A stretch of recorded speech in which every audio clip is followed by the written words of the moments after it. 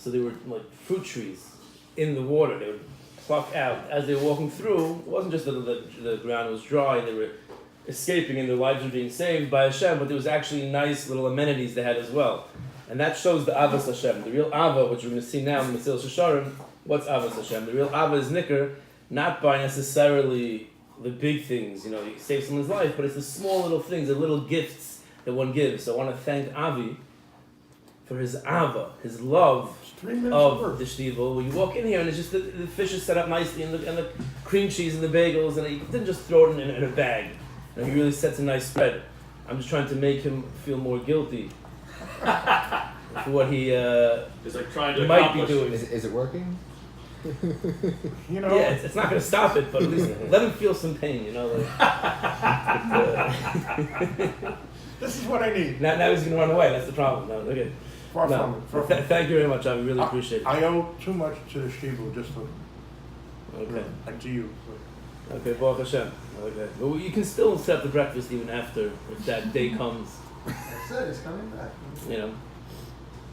Okay. Yeah. Pay for gas too? That'll be part of the sponsorship. The sponsorship will include Consider transportation. Okay, so we are now in the section of Ahava. Again, we're discussing in the parak on Bibir Midas HaChasidus. We all have to be Chasidish, or Chasidim at least.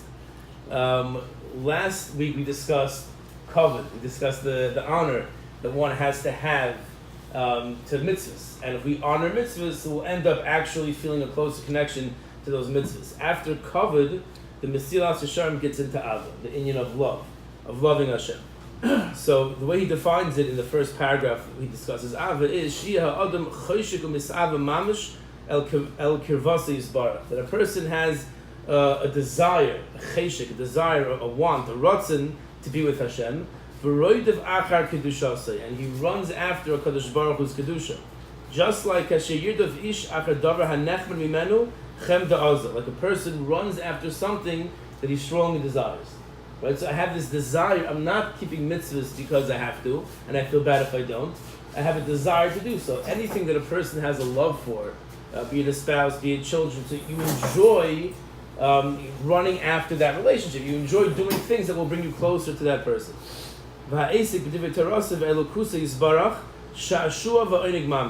Involvement in Avodas Hashem, the davening, the tefillin, the Shabbos, the whatever it might be, is a sha'shuva v'oinig mamish. It's a true delight and enjoyment. I mean, a person enjoys it. He's not looking to take the minimalist approach. That shows that there's no ava. The issue isn't that, I'm not interested in davening so much and putting on tefillin, so how do I deal with that? The problem is, the issue there is this lack of love, this lack of ava. One has to figure out how to work on the ava. Once there's an ava, so everything else is going to come automatically. Just like, and uses that example, a person who loves the wife of his youth, or his only son, his only child, ava chazak, a very strong love. Even just discussing it, just talking about that person is a pleasure. The pasuk says, when Hashem talks about Klal Yisrael, the desire for Klal Yisrael is awakened. And he goes on to say that the love, if one loves Hashem, that leads to avodas Hashem beratzon. The person wants to do the mitzvahs. It's not a struggle. Sometimes we approach avodas Hashem as like 10 or 20 or 30 different struggles. I'm struggling with being nice to people. I'm struggling with getting ready for Shabbos on time, which I can personally tell you that we all struggle with, even as the clock gets later, and we're going to change the clock in a few weeks. Still, it's going to be the same struggle. It just doesn't make sense. More time to be late. Except for the Burmans. Otherwise... We struggle, that's why I come here early so my wife can do what she has to do. Struggle on her own. I like it. No, without me bothering her. Exactly, that's it. We're struggles. So a person does the baratzin. If the Ava is there, then instead of being all these individual, separate struggles with the different mitzvahs, if the Ava is there, so then everything becomes easier, and one's not looking to skimp and to be minimalist. Rather, one is looking to do the best that he can. As we always give that mashal about a person who comes to his wife and asks him, it's our 25th anniversary. What's the smallest gift I can get you that'll make you happy, right? That's not. And she gets all upset. He said, "Why are you getting upset? I want to make you happy. I don't want to go overboard. I don't want to waste my money. What's the smallest gift I can give you that'll make you happy? Why are you upset about that?" Because that question shows there's no real love. If there's a real ava, then it's not going to be there. So we can't, as we mentioned a number of times already. Rabbi Yesharim, well, you also mentioned what's the smallest yamah. Yeah, exactly. What's the smallest mechitza in the shul? Correct, right. Those are the two things that Rabbi Yesharim mentioned that were asked to Rabbi Moshe Feinstein, the smallest shiur of a yarmulke and the lowest mechitza. So Rabbi Yesharim was saying that how come those questions only came about in the 20th century? It's been a long time since Matan Torah until 1960, whatever it was, 70, whatever it was, right? So why only until then was those questions asked? He was saying that this generation, the previous generation even, we want to be erlich in the sense that we want to keep the mitzvahs, but in the minimalist way, in the smallest way. There's no love. If a person is looking for the smallest and the shortest and the quickest, then there's no love. So in the shtibel we have love, because we're not looking for the shortest and the quickest, and we're looking for a real experience.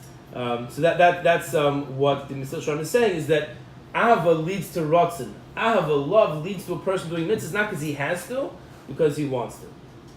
And then he quotes psukim, almost all of them from Tehillim, where David HaMelech says, "Ka'ayel tarag alafike mayim, kenafshi tarag alecha lukim, from a nafshi lukim. My nefesh, my soul is thirsting for you. L'kel chai, maseh ava, when can I come and greet Hashem?" He goes to many psukim where a person has to have this desire towards Hashem.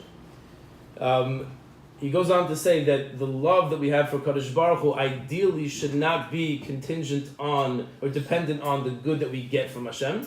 It should be like a natural love. This is a tall order for us. I think it's very difficult. Like a parent loves a child or a spouse loves her spouse, we should have the same love for Kadosh Baruch Hu. Now the challenge is going to be that I can see my child, I can see my spouse. We can't see Hashem. We don't see like a conversation. Davening is a conversation with Hashem, but we don't hear Hashem. It's a one-way dialogue. Yes, we don't hear Hashem responding back. So therefore, it is very difficult for us to have that ava. But as a bidi eved, at least the second option is to contemplate the good that HaKadosh Baruch Hu gives us, and the good that He is giving us that He might take away, chas v'shalom, or good that we need that it's in His hands, and that might also help foster the love when one realizes that HaKadosh Baruch Hu wants the best for us, and He can't give us anything that we need. He goes on to say that the mivchan ha'ahava, what's the test for love? What situation do we see if there's a true ava? He says, bizman hadoichak v'hatzara, when things get tight, when a person's in tsaros, when issues are occurring. V'hafta Hashem lokecha b'chol levav v'chol nafshecha, afilu noiteles nafshecha u'v'chol modecha v'chol mamonecha. When a person's life is in danger, how does he act? When a person is about to experience or is experiencing chas v'shalom financial difficulties, so where does he go? How does he turn? Where does he turn? There is see if I remember this correctly, a Gemara in Bechoros. There's a Gemara somewhere that talks about a certain animal. The Gemara is trying to figure out. Reb Chaim Shmulevitz speaks about this in the Sichos Musar somewhere. Is it a mammal or is it a reptile? Is it a fish? Like is it a water creature or a land creature? Certain nafkaminas. So it lives half and half in the water, half on land. So the Gemara says that when it's in danger, it runs into the water. Therefore, it's considered to be a sea creature. So Chaim Shmulevitz, if I'm not mistaken, builds the whole Musar on that the real litmus test for a person is where do they go when they're bitzar? Where do they go when things get tight? Do they run to the shul, to daven? Do they run to the tehillim? Or do they run to just, being upset and... To the bar. To the bar, that's right. Do they find the answer to their worries in the bottom of a whiskey bottle? Or do they find it in the tehillim? They go to the bar in the back of the shul. See, here we go for both. Either way, you can go. But the idea is that the definition of this animal, definition of a person, is where do they go when things get tough? And that's the thing. The mivchan ha'ava is bisman ha'doichik and bisman ha'tzara. But in order that a person should not, he goes on to say, in order that a person should not feel that the tsaras and the dechakim are going to push him away from Hashem. If you come home, you say, come home Friday night from shul, good Shabbos, honey, slaps you in the face. Right? So that, how's that going to make the ava? Is that going to increase the ava or decrease the ava? It's going to, maybe for the Burmans, that'll increase the ava. I'm sorry. This is broadcast to the whole world. Right? They all know, believe me. Yeah, they all. We all hear. They don't know. Bourbon's a very common name. Yeah, that's Yeah. right. Schwartz is Hollywood. Hollywood. Could be Hollywood, California. So that the tzara shouldn't be a meniya el ava, that shouldn't, inhibit the love for Hashem. One has to realize that a Kadosh Baruch Hu only wants what's good for us. And as the Chayvus Levavah says in Meirich, in Shar B'tachin, that Hashem knows what's better for us better than we know what's better for us. So I'm sure if we all think, we will realize there were times in our life where we thought that X was very bad for us. This certain thing that happened was horrible. And we were very upset that this opportunity didn't come to fruition, that this relationship was not successful. And we look back in hindsight and we realize that it was the best thing for us. Remember, there was a certain person that I wanted to have the connection to. And a certain rabbi, and it didn't work out. And it ended up, I was very happy that it didn't work out. Because whatever. But at the time, I was very upset because I felt it would be a very good thing for me to have that relationship. And I was quite distraught when various factors occurred that just didn't let it happen. But looking back in hindsight, it was a good thing that it didn't happen. And I'm sure as we all look back, we all see things like that. So you have to realize that even though I think this thing is very bad, what's happening right now, you look, fast forward 20 years and you look back, and sometimes even shorter, you look back, you realize that was the best thing that could possibly happen to me. So HaKadosh Baruch Hu knows what's good for us much more than we know. What we think is bad might be good. So that's a way to deal with the tzaras. Why are all these things happening to me? I think it was the Beis Halevi's father. The Beis Halevi was like the first Soloveitchik of the dynasty. His father, I think was Rav Moshe Soloveitchik, I think, who was a wealthy businessman. He was a wealthy businessman. Rav Yitzchak Zev, maybe. He was a wealthy business. Same names again and again. He was a wealthy businessman, and he lost all his money. And he was a big tzaddik, and he was a chassid. He gave not a chassid in that sense, but he's a salvation. But he gave tzedakah, and he was an unbelievable person. And he lost all his money.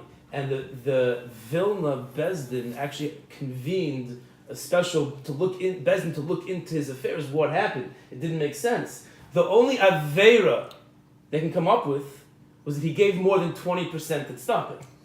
That's only aveira they can. And they said it doesn't justify what happened to him. And they just couldn't come to a decision, an understanding of why Kadosh Baruch Hu did that. So what happens? He had no parnasa, so he ended up going to shul, ended up learning a little bit. He ended up becoming a big Talmud Chacham, became a Rav of the city.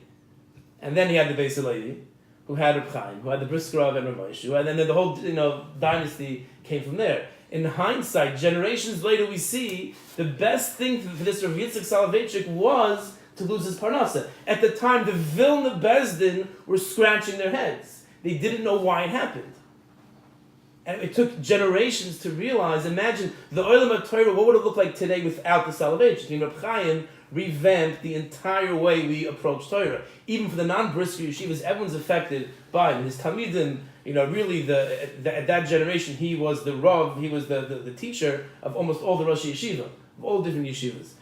So imagine that one horrible thing that happened to a tzaddik that we couldn't explain ended up being the biggest favour. So keep that in mind. The next time something happens, you never know which direction the Kadosh Baruch was pushing a person in, and it's always for our best. So that's one way to deal with the tzaras, that it shouldn't push us away from a Kadosh Baruch. We're realizing it's the best thing for us. Then it goes on to say that the balei hadei ha'amitis, people who are on a higher level, when they experience tzaras, for them it's an opportunity to show their love for a Kadosh Baruch Hu. In other words, the soldier sometimes looks for a difficult situation to show his love for the king, to show his love for the country. So they embrace challenge, because with challenge they can display their true love to Hashem. So for us on our level, for me on my level, I have to go with the first approach. That what I think a horrible thing happened to me really is a good thing, because the Kadosh Baruch Hu knows what's best for me. A person on a higher darga will say, Gavaldik, I lost my job, chas v'shalom. So that's an opportunity for me to still stay b'simcha with the Kadosh Baruch Hu. Even though that happened, it's an opportunity for me to show my love to Hashem. A very high darga. He goes on to explain the three offshoots of Ava, which we will save for next week. So our project for this week will be to think about, let's say, three things that happened in the past X amount of time in our lives that we thought were horrible, but we see now they made us into who we are, and they were positive. And use that as a chizik, that if anything happens in the future that we perceive as not being good, to realize that it's a Kadosh Baruch Hu knows what's good for us much more than we do, and find nechama in that.